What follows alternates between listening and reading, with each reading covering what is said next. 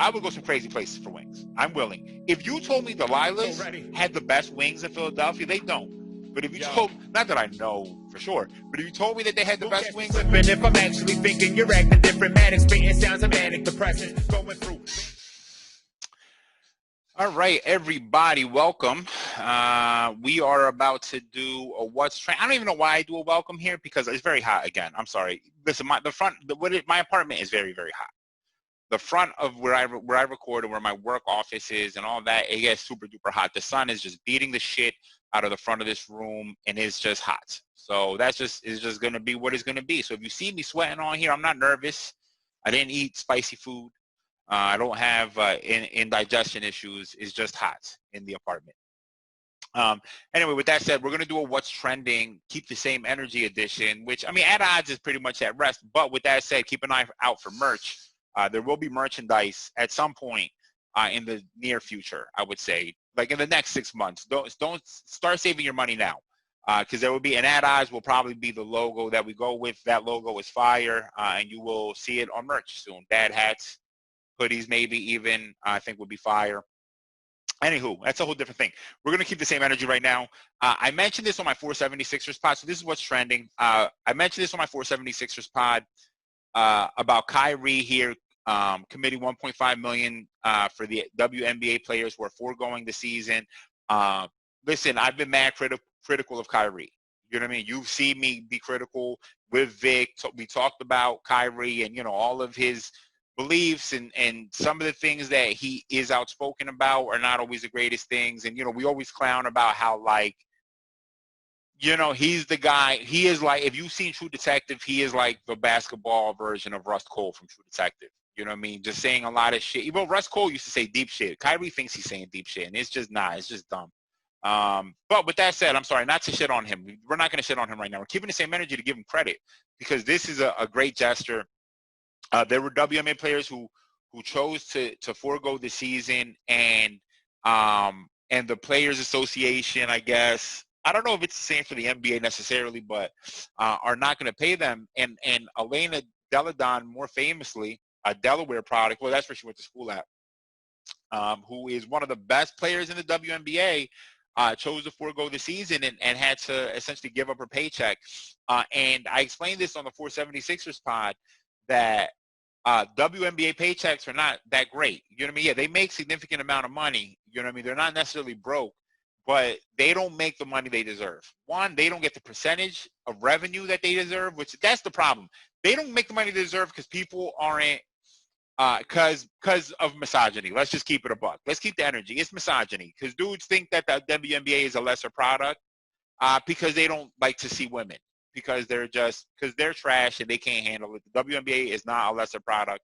For me, I didn't watch the WNBA for years, and it was really because I didn't have anyone to root for. I needed to jump in and get my feet wet. I needed to find someone to root for. So I'm now going to be rooting for Sabrina Ionescu, who plays for the New York Liberty. So the Liberty are going to be my team, which breaks my heart because I hate New York, but whatever, keeping the same energy. We're going to root for New York, and we're probably going to have a WNBA podcast. We need to find ways to grow the WNBA so that the women can, one, get paid more money, can just get more revenue into the WNBA generally, and two, the Players Association for the WNBA has been fighting to get the equal share that the men get. That's what they're fighting for. The Players Association gets, I think it's split 50-50, I think, in the NBA between the Players Association and the league. It's 50-50. You know what I mean? The difference is they have billion-dollar deals. The WNBA isn't there yet, but that doesn't mean that the women shouldn't be getting getting that same split. So, $1.5 million from Kyrie, that's about to go a lot. That's going to go a long way. You know what I mean? That's going to pay a lot of paychecks. It's going to pay a lot of money. You know what I mean? So good for him. Shout out to him. I was going to be critical because I was going to see. He said he wanted to forego because he wanted to be focused on social issues, blah, blah, blah, blah, blah. And he has been mad active. Setting up funds. I think he's like producing a show or documentary, which I hope he's careful about. I want to find out that he spins it into a flat earth documentary, but he wants to do a documentary, I think, on maybe on Breonna Taylor's life, I think, or on what happened in the Breonna Taylor thing. I think I might be wrong. And now doing this. Shout out to Kyrie. Good for him. Let's spin along here. Carson Wentz is trending. Let's see here. Why? This is going to be heavy Philly right here. So Kyler Murray, Josh Allen appear to have made the NFL Network's top 100 players list over Carson Wentz. Well, that's wrong. That's wrong. Wow, that is, wow. I know that's wrong because I had both of these guys on my fantasy football team last year. That's disgusting. Carson is 96th. Wow. Wow. That's wrong. I'm just going to just say that. That's wrong. It's just not right. It's not right. It's not right. This is not even just coming from a Philly guy. That means Dak is let me see something. Hold. You don't even want to look at the list. I bet Dak is on this list in the top 100 or whatever, above Carson, except that everyone, Dallas fans and Philly fans, there are Dallas fans who are like, no, Dak is the shit. But there are Dallas fans that are like, nah, he's trash, and Carson Wentz is 100% better, and every Philly fan knows it. No one is surprised. Everyone knows that Carson Wentz is better than Dak. Carson should have been the MVP a couple years ago. That's just wrong. That's just stupid. Lou Williams, I mentioned a lot of sports right now. Lou Williams, I mentioned this about on my 476ers podcast. He's suspended for going to Magic City. Oh, this is not going to help his case, though. Johnny Manziel vouches for strip club wings. Again, I want to be clear. I said this on the 476ers pod. If you know anything about Lou Williams' life, then I believe it. He said he didn't go for the strippers, and I believe him. I believe him. If you know anything about his life, a strip club really ain't that big of a deal. Listen, strip clubs ain't whatever. I'm not going to get into that. Y'all not ready for that conversation. Strip clubs, whatever. Lou Williams, his personal life is way flyer than a strip club can provide. I believe he really went there for wings. He fucked up anyway, but I think he went there for wings. Let's keep the same energy about that. Because I would go some crazy places for wings. I'm willing. If you told me the Lilas had the best wings in Philadelphia, they don't. But if you told, not that I know for sure, but if you told me that they had the best wings, I will pull up to Delilah's and be like, yo, get off me. No, I don't want to drink. I'm here for your wings, and I'm out. You know what I mean? For sure. Strip clubs are expensive. Target joins Walmart in closing its doors on Thanksgiving Day. Good for them. To jumpstart Black Friday sales this year. What? Well, that's confusing. Oh, well, no, it's not confusing. I'm sorry. It's not confusing. It's common sense. Listen, but this is all, stay woke. This is all, this is capitalism at its worst. And it's been going on for years that essentially all of these stores started opening earlier and earlier and earlier and earlier until they decided, fuck it, we're just going to treat Thanksgiving like a regular workday. And they've been opening up, and I guess essentially what they're saying is, well, it's not worth it really. What has been clear, it's just not worth to open. With Cyber Monday and Amazon, there is no the overhead to open a store on Thanksgiving isn't worth when you could just do it on Black Friday, which is what's been happening for a minute. That was the point of Black Friday for Matt Long, and it looks like they're just going to go back to it. So you know what? I was going to give him credit. I'm not giving him credit. I'm taking credit away now. I'm taking that credit back away because you're not doing anything selfless.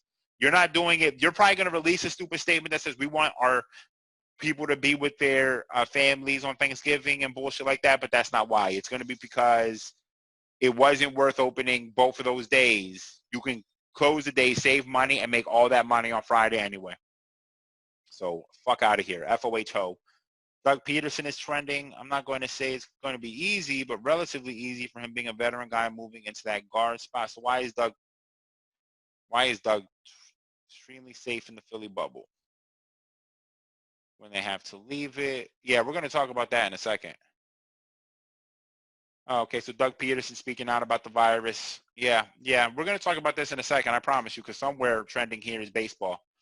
And that's one of the reasons I wanted to do this. In fact, let me go find it real quick. I'm sure it's why all of these other things are trending. This is stupid. Well, this is for me. That's why we're seeing so much here. Let's go to COVID-19. No, let's go to trending. I'm sorry. Marlins, here we go. I'm sorry, I was on the for me section. So you know what? That's going to be Philly edition. Let's talk about what's trending in the world, which is still kind of Philly edition. Marlins, you fucking idiots. A bunch of dumb assholes. Florida is the worst. I'm sorry, I shook the camera. Florida is the fucking worst. They've been the worst. For the longest time, Florida has not been worth anything. And here we go. We played the Marlins this weekend, and we lost the series. We're 1-2. We lost to the Marlins twice out of 3 games. And the stupid Marlins, in the midst of an outbreak yesterday. Let's see if we can find out if the outbreak was happening yesterday or Saturday night.